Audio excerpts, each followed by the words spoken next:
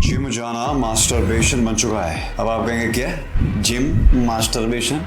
बिल्कुल, आजकल ये काम लोग अपने बाथरूम में कम और शीशे के आगे डंबल मारते हुए ज्यादा कर रहे हैं। जिस एक्टिविटी पर आपने डिसिप्लिन और मेहनत का ठप्पा लगा रखा है वो असल में अब केवल एक सेल्फ प्लेजरिंग एक्टिविटी से ज्यादा नहीं रह गई है। आइए समझते हैं कि जिम से लेकर लुक्स मैक्सिंग तक, मोटिवेशनल वीडियो से लेकर पॉडकास्ट, सेल्फ हेल्प बुक्स तक आपको अपने असली गोल से और भी कहीं दूर ले जा रही हैं। देखिए, अगर इसके ओरिजिन्स को स्टडी किया जाए तो लड़के लुक्स मैक्सिंग और सेल्फ इंप्रूवमेंट की साइकिल में फंसते ही तब हैं जब उन्हें लगता है कि वो इनविजिबल हैं। भीड़ से निकलते हैं तो कोई देखता नहीं है, देखता है तो केवल मजाक बनाता है। आपको ऐसा लगता है कि सोसाइटी आपकी इज्जत नहीं करती है और लड़कियां आपको भाव नहीं देती हैं। और जब यही चीज लगातार किसी लड़के के साथ होती है तो अंदर ही अंदर वो एक नेगेटिविटी बिल्ड करने लगता है। और मर्दों की सबसे प्रोमिनेंट फीलिंग है अग्रेशन। हमें गुस्सा आता है और हम डिसाइड करते हैं कि बस बहुत हुआ, अभी क्या अभी सबको दिखाता हूँ कि मैं हूँ कौन। ये लौंडे जो मजे ले रहे हैं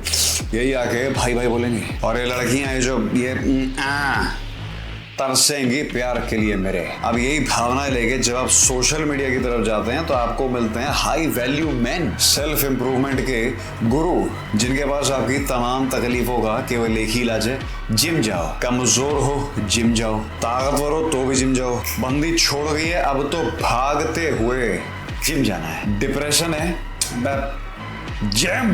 तो धीरे धीरे वेट लिफ्टिंग हमारी सारी इमोशनल प्रॉब्लम्स का रामबाण बन जाती है। और मैं ये बिल्कुल नहीं कहना चाह रहा हूँ कि जिम नहीं जाना चाहिए। देखिए, जिम आपके लिए काफी फायदेमंद है। आपको कॉन्फिडेंस मिलता है, आपका टेस्टोस्टेरोन बढ़ता है, आप बेहतर दिखते हैं, बेहतर महसूस करते हैं। लेकिन इन्हीं चीजों की चकाचौंध में आप अपने लॉन्ग टर्म गोल्स को गोली मार के पूरे दिन का सार ही जिम बना देते हैं। यहाँ जिम मास्टरबेशन बन जाता है, जहाँ आप प्रोग्रेस तो बिल्कुल नहीं कर रहे हैं लेकिन अपने आप को शीशे में देख के डंबल मारते हुए खुश जरूर हो रहे हैं। एक और फिनोमेना जो बढ़ता ही जा रहा है वो है सूडो इंटेलेक्चुअलाइजेशन, जिसे कहा जाता है मेंटल मास्टरबेशन। ये एक ऐसा फिनोमेना है जहां हम दिन भर एजुकेशनल कंटेंट देखते हैं, पूरे दिन सेल्फ हेल्प चल रहा है पॉडकास्ट पे, मोटिवेशनल वीडियोस देख देख के अपने आप को ये कन्विंस कर लिया है कि बहुत भारी काम हो गया भाई आज, जबकि रियल लाइफ में किसी एक स्टेप को भी इंप्लीमेंट नहीं किया है। देखिए, जिम का हमेशा से गोल रहा है मेंटली और फिजिकली स्ट्रॉन्ग बनना, लेकिन यही डिसिप्लिन और कंसिस्टेंसी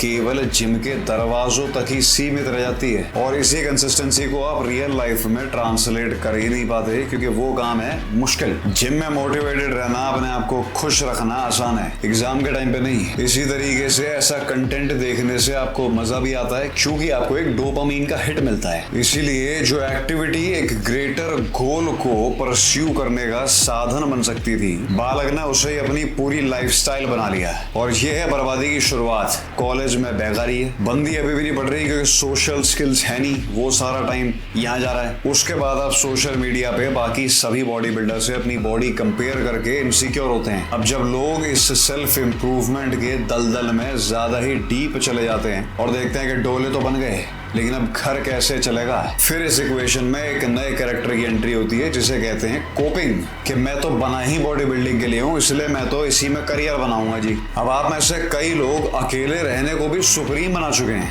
जहाँ असल में किसी लड़की को अप्रोच करना आपके बस की बात ही नहीं है। इसे कहते हैं कोपिंग मैकेनिज्म, जिसका मतलब एक दुखदायी परिस्थिति में से कट मारने का एक सॉलिड बहाना। अरे 5 बजे उठ के रनिंग मारा है हम तो, बहुत अच्छी बात है, बहुत बढ़िया। लेकिन आपने बाकी के पूरे दिन अपने उन सपनों के लिए क्या किया जो आप खुद भी देख रहे हैं और अपने परिवार को भी दिखा रहे हैं कि मैं ये कर दूंगा वो कर दूंगा। देखिए, अगर आप कभी जिम गए ही नहीं हैं तो जिम जाने से आपका पूरा जीवन बदल जाएगा, लेकिन आने वाले समय में आपको जिम का उतना फायदा नहीं होने वाला जितना शुरुआत में हुआ था। और सेल्फ इंप्रूवमेंट की सारी हरकतों का बिल्कुल ऐसा ही ग्राफ होता है। अब ऊपर जाने की आपके पास जगह बची ही नहीं है, अब तो बारी है नीचे जाने की। देखिए, जिस खजाने की आपको तलाश है वो उसी रास्ते पे मिल सकता है जिससे आप बेहद डरते हैं। अब सवाल ये नहीं है कि आप और कितना सेल्फ इंप्रूव कर सकते हैं, अब तो सवाल ये है कि क्या आप खुद से सच बोलने की हिम्मत रखते हैं, क्या आप चल सकते हैं उस रास्ते पे जिससे आपकी फटती है।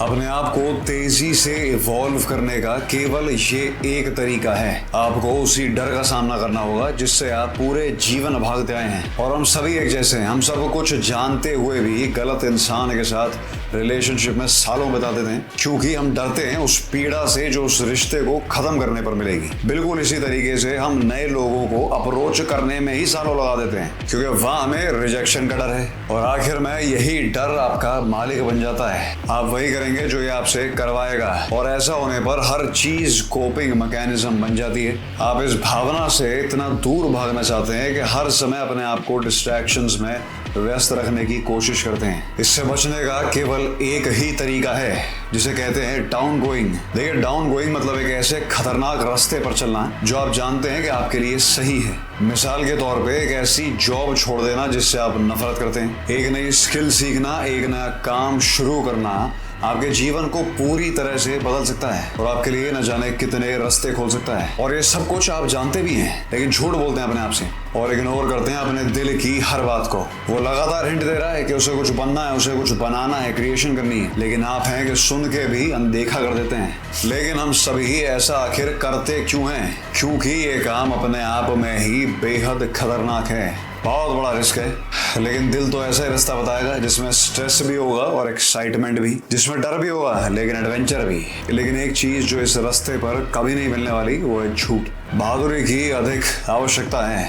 दोस्तों, एक बात हमेशा याद रखिए कि कोई भी करने लायक चीज बिना स्ट्रेस और बिना टेंशन के कभी हासिल नहीं किया सकती। दोस्तों, एक आदमी का दिमाग केवल उसके दिल की बहादुरी जितना है, जिसका मतलब आप जितना अपने नेचुरल इंस्टिंक्ट की सुनेंगे, आपका दिमाग उतना ही क्लियर होता चलेगा। अब समय आ चुका है कंफर्ट की इस लाइफ को रिजेक्ट करने का और स्ट्रेस और हार्डशिप के इसी सफर में पहला कदम उठाने का, जिसके बाद आपका रास्ता खुद ब खुद क्लियर होता चलेगा। क्योंकि दोस्तों, सफर की शुरुआत में आपका अंत देख पाना महत्वपूर्ण नहीं है, लेकिन मात्र पहला कदम लेके आपको आगे के 2 कदम अवश्य दिख जाएंगे। तो एक बार अपने आप से पूछिए कि वो क्या चीज़ है जो आप जानते हैं कि आपके लिए बेहतर है, जो आप कर सकते हैं लेकिन आप कर नहीं रहे हैं, और आपको अपने पहले स्टेप का एक क्लियर ब्लूप्रिंट मिल जाएगा।